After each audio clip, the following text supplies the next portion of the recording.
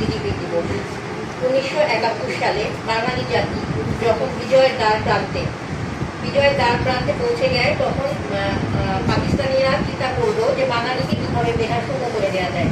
তারা যেন কখনোই মাথা উঁচু করে দাঁড়াতে না পারে, তারা একটা নীল নকশা তৈরি করে। তাদেরই কিছু দোসর বাঙালিদেরকে নিয়ে তারা একটা নীল নকশা তৈরি করে বুদ্ধিজীবীদের হত্যার জন্য।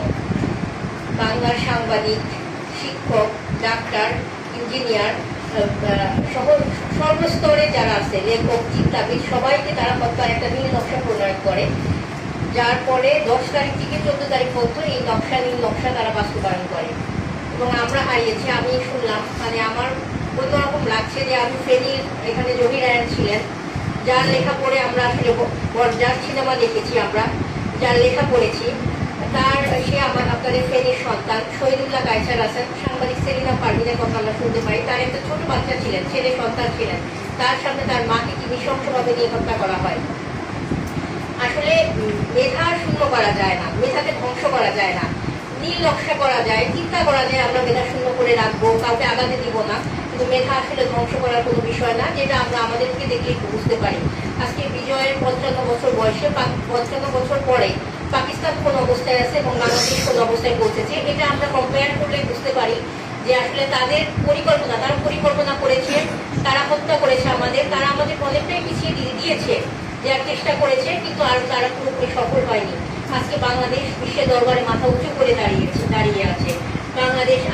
বাংলাদেশে যারা আছে তারা যুগে যুগে অন্যায়ের বিরুদ্ধে প্রতিবাদ করে আমরা এখানে দাঁড়িয়ে আছি।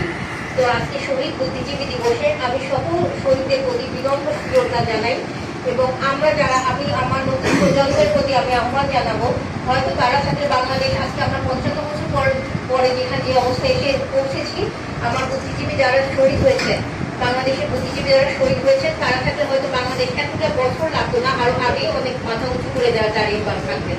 আমার সামনে আমার বীর মুক্তিযোদ্ধা জাতির সূর্য সন্তান যারা আছেন, মানে আমি নিজেকে খুবই সৌভাগ্যবান মনে করি, আমি আপনাদের সামনে রেখে বক্তব্য দিতে পারছি।